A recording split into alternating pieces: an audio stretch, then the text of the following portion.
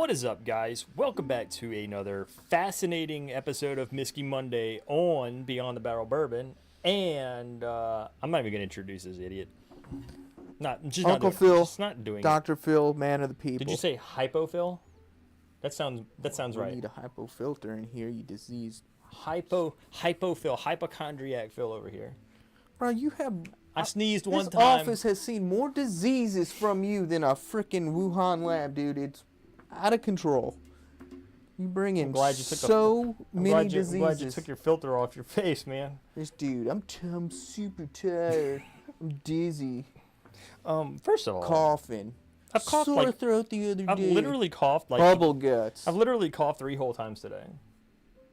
Gosh. And once was clearing my throat. The other time was a genuine cough because it didn't feel good. I don't feel good.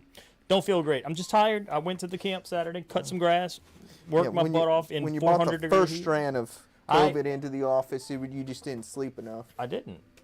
If I would have slept enough, I wouldn't have caught batch 1 COVID. So I guess I'm going to let you pick this week. Well, it is my pick. Well, so I'm going to let you pick this week. It's my pick. Ooh, that 4. Pretty color on that one. 4, Todd Worth. Poor Phil. It is funny though because I wasn't feeling good yesterday, but as soon as I had a pour, I felt much better. There's a reason that that back in New Orleans, back in the day, whiskey was prescribed as medicine.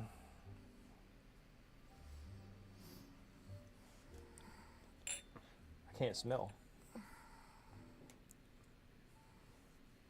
You make me sick, literally. Literally. I smell Marks a lot. It smells like rubber. It is sharp. I don't know. I'm just talking shit. There is definitely a sharpness about it. Yeah. Faux. So, because Phil here didn't invite us over for the Gram this weekend, he forgot about us. Thank God I didn't. You're welcome, Todd, for not exposing you to freaking lab disease monkey boy over here with his 8th time having COVID because he can't stay away from people. I am not. I don't have COVID. There's something like rummy about this. Like there's rummy. Do you know that note that I tell you I get on rum where I say it kind of smells like a Sharpie, and it's kind of a goofy note, but I get Sharpie on some things. I don't get Sharpie here. I get a lot of vanilla. Smells like it's gonna be kind of hot. Vanilla and bacon spices. We have excellent quality today. But there's some thunder rumbling out there. I'm excited, man. I like the rain. Go home, play some video games in the rain. You should go to sleep. Take some NyQuil and go to sleep. I'm not ill. You just don't feel good? Right. Oh, okay. Correct. I just feel a tad off. But I got overheated Saturday in 200 degree weather with 4 million % humidity. So there's I'm wondering if I'm smelling hand sanitizer. If I'm not smelling, you can't be because I literally doused my nostrils in it. I really don't have an ailment. Is it just the screeniness? Other than his stomach issues and he's slightly dizzy and he's super tired and he had a sore throat the other day. I lied about that part. Yeah. I was just trying to make it worse for you. Man. Stomach was toe up though. This I can't identify that like there's something Sharpie about this, but that could also be the hand sanitizer on my hands. This kind of smells turkey-ish to me, to be honest. It kind of does, but I don't generally get that Sharpie note on turkey.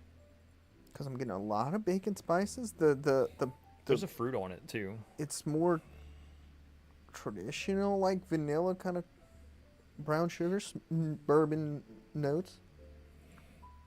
Yeah, I wore my my like Bywater bourbon hat this week, so I feel like I've been overwearing the Still Austin hat. I feel like you didn't do it just to match your... My Beyond the Barrel shirt. Yeah. Why? They're both black and white. The red also goes with the black and white. I guess I do need to get you one of these, huh? Give this a sip. I do need to get you one of these.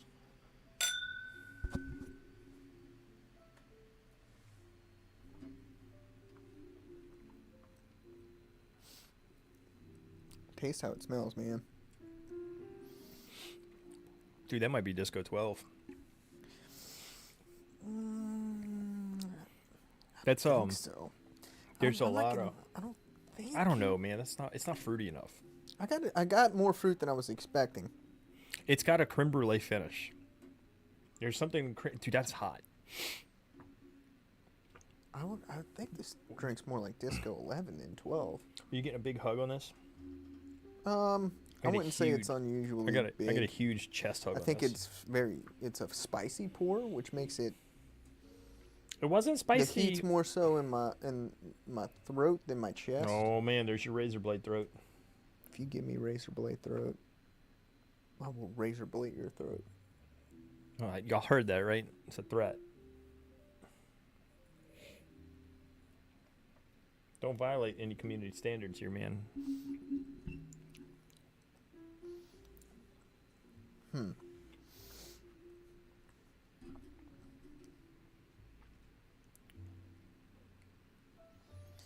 There's more fruit.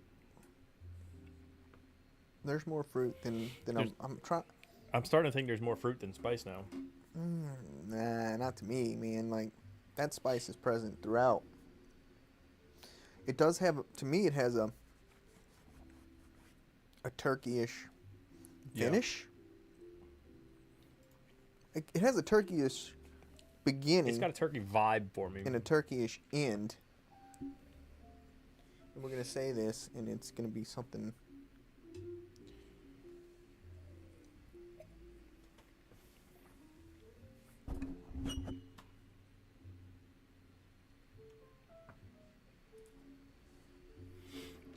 Kind of the mid palate's like traditional bourbon, like vanilla. It's brown kind of sugar, florally on the back end now, but it's mixed with fruit. You get any kind of floralness on the back end of it? The back end's kind of hitting with like a leathery kind of note to it, to me. I don't get that. I get it starts kind of like a spicy fruit, and then it transitions. That finishes like turkey, like on the long finish. The long finish on turkeys for me, outside of the grapey. Outside of the 15-year, tends to be a little tobacco leathery. I'm not getting that. I'm definitely getting that. It's the mid palate that's making me iffy. I get some like turkeys. Finish, some turkey I like the finish a lot. I like the initial palate. Like I like the beginning. I like the mid palate too, though.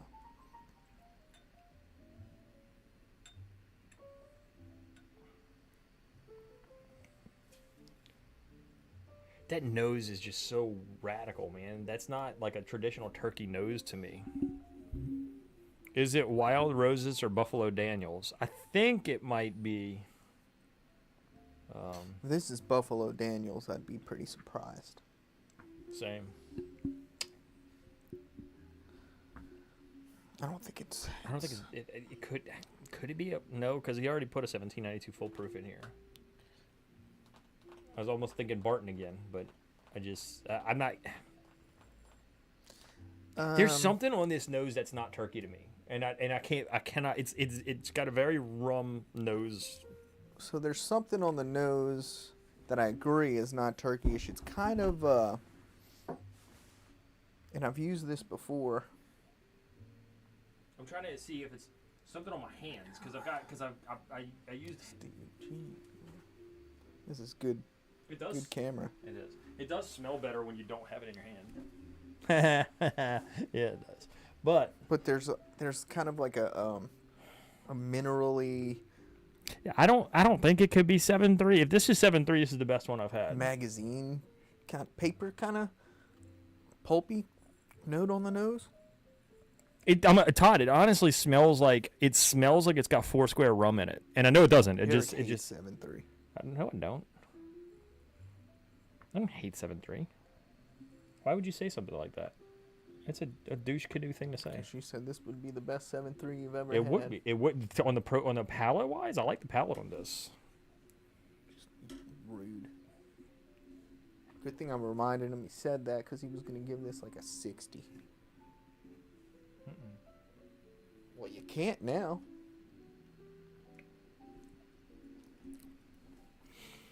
I think I like this more than you do.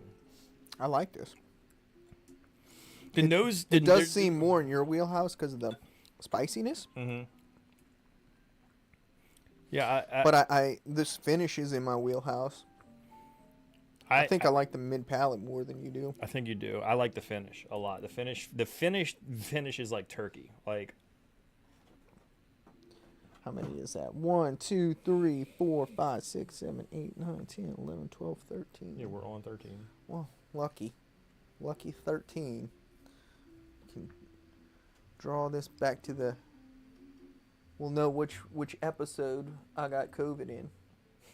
Gosh, you're so stupid. Lucky number 13.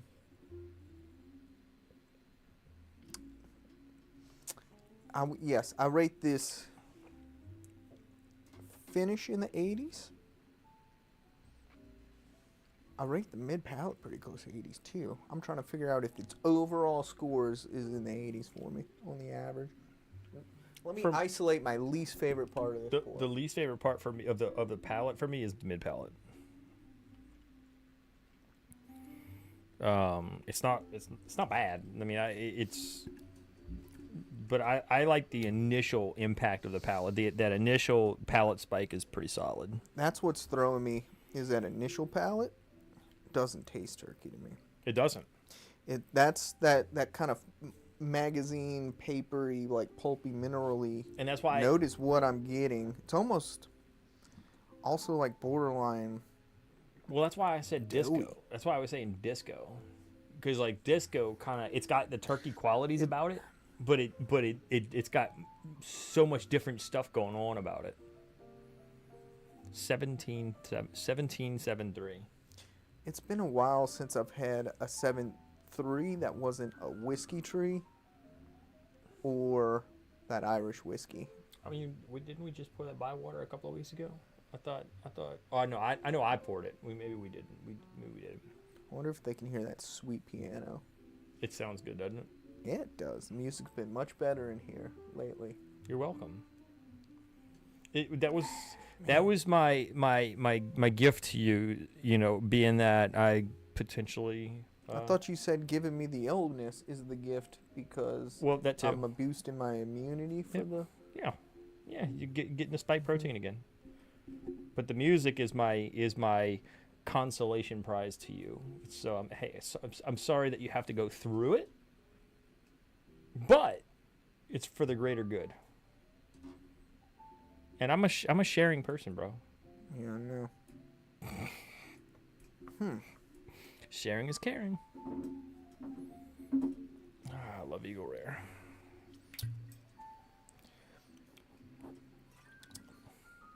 Yeah, the more this sits, the more that weird note, that not turkey note. Well, we know it's not Trace. Comes out. I would be surprised if it was Buffalo Williams. Buffalo Williams. Todd, don't tell me what to do. I don't know. What about Evan Beam?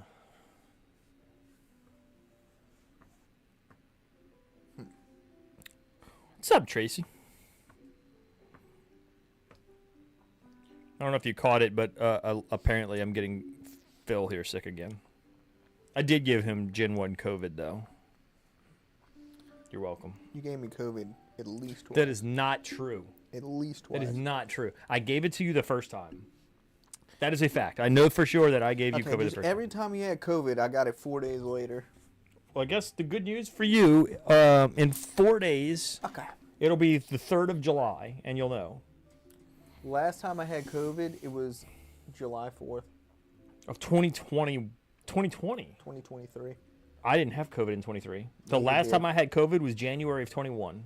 I know that for a fact. No, you don't. Yes, I do. Because every time I get these little symptoms, I test for COVID to see if I have it. Did I test this time? No. Okay. So that theory's out the window, you lying sack of turd. No, I'm doing him a favor. I'm doing him a favor.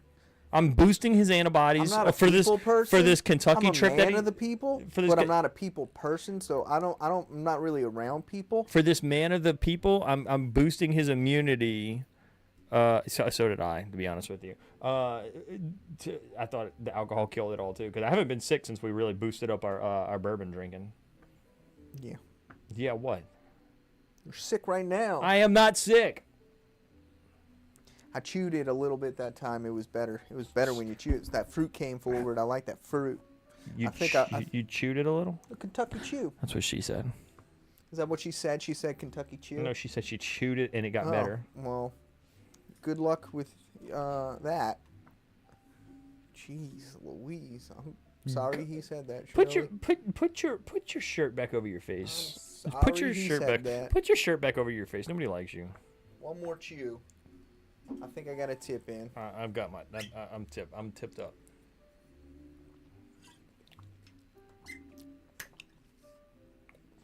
Bruh.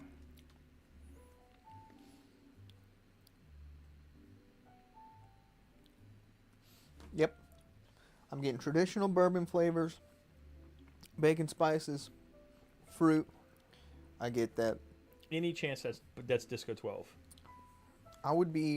I haven't had Disco 12 in a long time. I would be surprised if that was Disco 12, because I think I get a more balanced, more candied note. Like there's like a sweeter candied note to it. Have we ever had Disco 12 in a blind outside of the playoffs? I don't know if we have. Yeah, I think so. I mean, my bottle's more than halfway gone, so I need to open mine.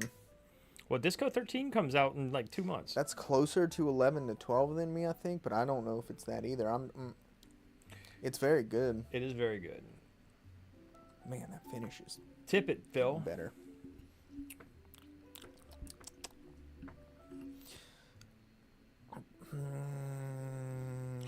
Phil's tipping at 84. Nah, it's between 81 and 82 for me. It's kind of right. That's right where I'm at with it also. Because there's nothing in it that's like that punches you like this is amazing, but there's nothing in it like you can complain about. Agreed. Like everything that you get is enjoyable, but it's not like nothing's overwhelming you. Or where on the 15, like everything you get flavor wise is so distinct and separate and impactful. I'll go 81. But honestly, I think if I was drinking, the more I drank it, the more I noticed. So I think it's in that 81 to 83 range. But I'll go with 81.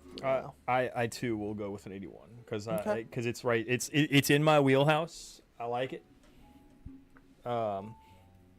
This seems like it's in your wheelhouse. Nothing about it like blew me away and says, "Oh my God, it's the best thing I've ever had." But nothing about it. There was not a note in there that was like, "This is trash," and don't buy it. So I mean, it was good. So, 81 tips, Todd, from both of us. At the right price, this is a buy. It's a solid price or solid pour. I would say. God, dude, the honey that smells like Jeff's. Whatever the hell Jeff made. What are you drinking? What do you think? Don't look at it and then think about it. Gee. You want me to?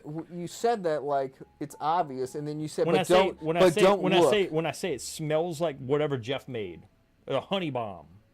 I would assume it's what Jeff made. No, it's Rio. Why would I assume that? That's an Ambiorana finish. You literally watched me grab it over your shoulder. I was looking. You reached around me. I didn't see what. Oh, no, I sure the hell didn't. What? Oh, Beam. Oh, it's got to be Booker's. Ooh, it's got to no, be. It's, I wanna. If it's Beam. A Little Book, Chapter 7. Wow. Okay, I'm not mad at that. That's probably the best Beam that I've had. Now the question is, I'm not mad at it. Well, I'm definitely. Although that's a. I mean, do you think it was good at $200? Because isn't that what Little Book? No. Well, when I was gonna say, should we have? I was gonna give like what price range I would buy it in. Oh. And should we say that before Todd reveals it? Now I'll say the price range I was gonna give it was pretty good. I would have said about $80-$90. I was in the more 100 to 120 range, but that is still. I was thinking this was on cheaper than what Little Book actually costs. Well, I was gonna say, to me this was on par with a pretty good Russell single barrel, and those are about $80. The Russell's picks I get in the low 80 range are not that frequent. The Lincoln Road, the Ricky's pick. The Ricky's pick was good. Most of the time, the Zapardo's pick was really good. The Dornack's pick was most of the time they're in that kind of 77, 78 range. The Little Book, and that makes sense. If this is the first, Todd, is this the first Little Book you bought? Let me know. I got no nuttiness on this at all. Did you? I smelled it a little, but not even enough to comment on it, and I didn't taste it. But it didn't. From what I remember, the first time I tried Little Book, I thought it was a high rye. He said that. He said, yeah. Okay, so in that his first one he bought is the first one I tried. I thought it was a high rye. I wonder if that was that woody note that you were, because you said you were getting a woodiness on it, didn't you? I was getting like a magazine-y, pulpy, papery kind of note to it, which kind of. But the first time I also had it, and I think every time I've had that particular bottle, it's been in blinds with bourbons, and I think it was spicier. This is a bourbon, right? This isn't a rye, is it? The Little Book's not that. Chapter 7 Little Book's not rye, no. I mean, it's a blend. This is actually pretty good today. But the first time I had it, I thought it was a high rye, and it was with more traditional bourbons. So it was. This was the first time I've had it where I got fruit. I'll try a little bit. Yeah, me too. I'll say fruit. Where I got that much fruit, but. It's good today, but it's not as good as I remember it being the first time I had it. I got more complexity out of it that time than the first time I had it, and I know that Little Book 7's a pretty complex pour. Is that the one that he brought here and let us try, or was that 8? I know, man. What the hell? It's wild. That's straight honey, dude. Yeah, that's what I told you, man. It smells exactly like what Jeff made. The what the hell? The Benchmark. I've had a few Little Books since that one. Todd, was that the one that you brought here like initially? Was that like the first Little Book that I tried?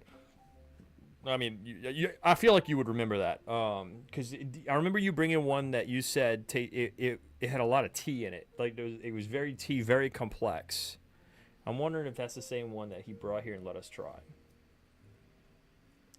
It sounds like it. I didn't get any tea on it though. But it was very. I was not confident in a turkey guess because of the nose. There was no turkey on the nose for me. What was that more?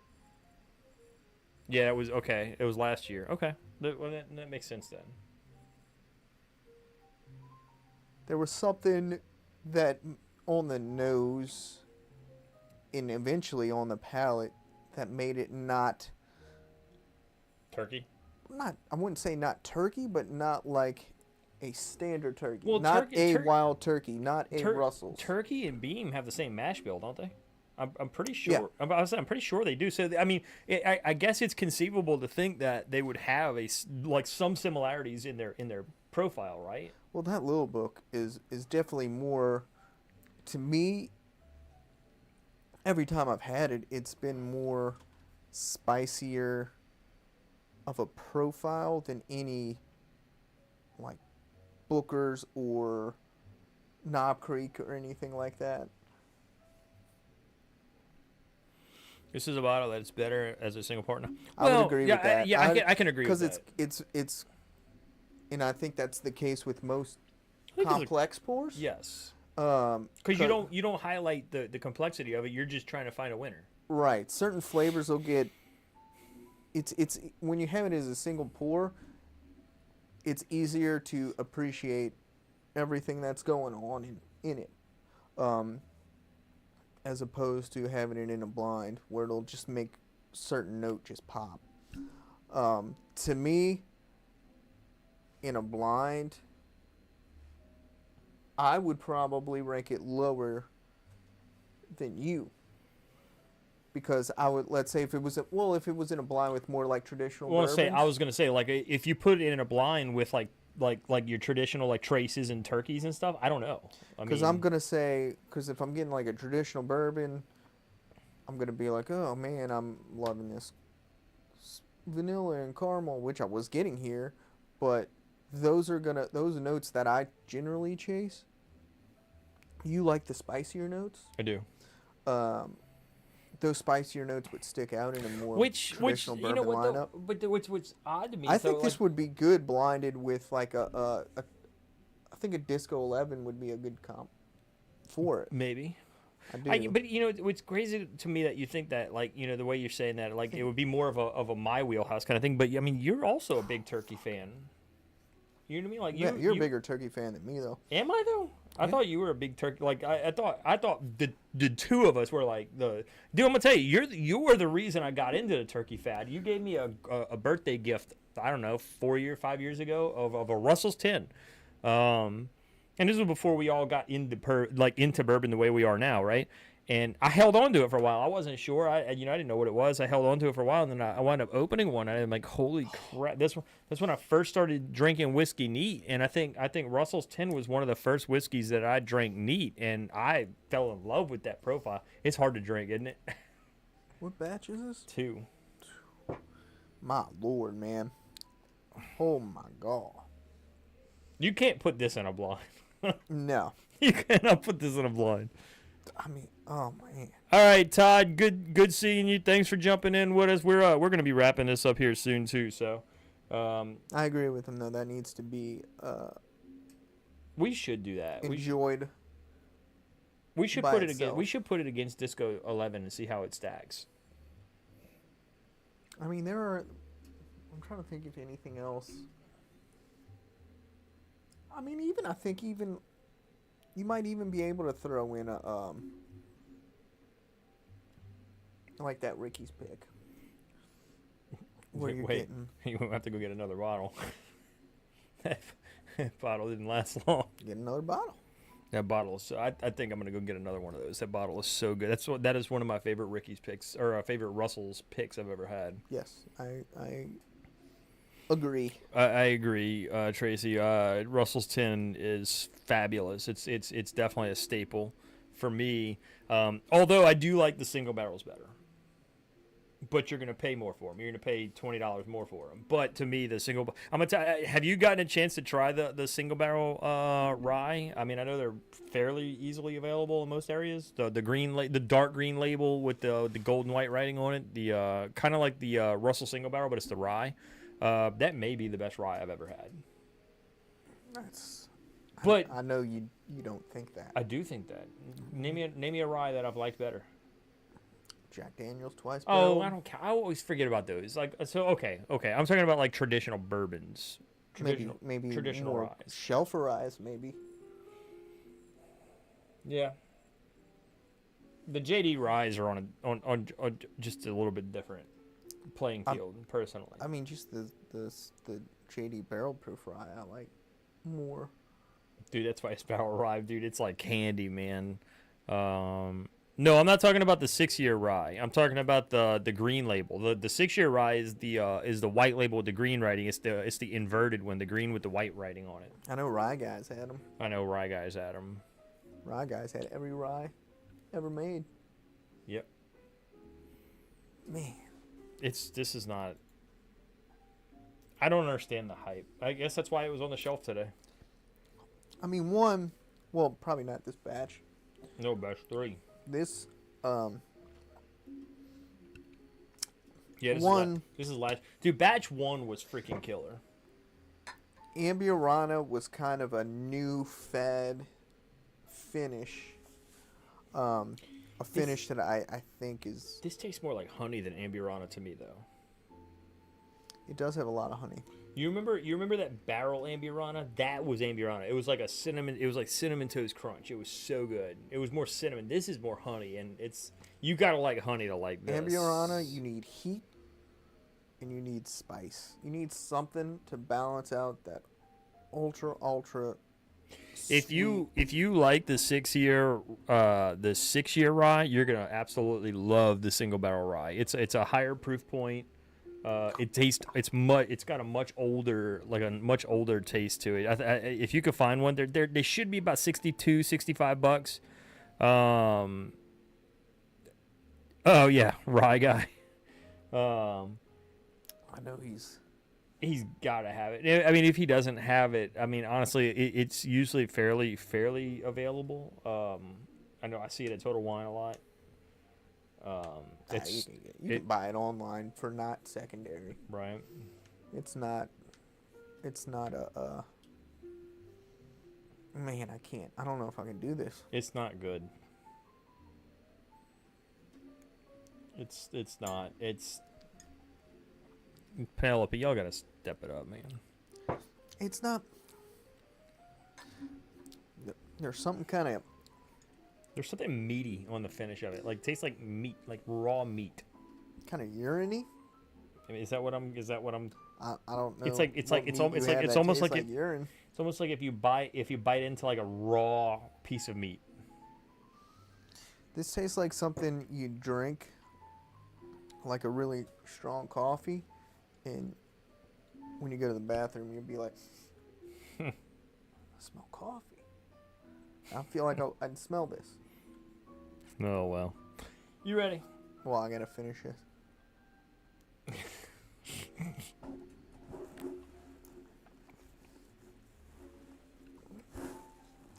It wasn't that bad, man. Although the root. Just calling my name over there. Delicious. Found North Pole coming up soon. Can't wait. That is the most looked forward to episode I think I've ever. We're gonna do the batches first. Thank God. And then I say thank God, but it's Found North, man. Got the new Helldiver 17-year. Did you open it to let it breathe? No. You should open it and let it breathe. I'm gonna do a show on it. You should open it and let it breathe. We'll open it on the show and let it breathe on the show. If you say so. All right. Catch y'all later. Thanks for tuning in. Phil, throw your thing at the camera. Bye. See y'all.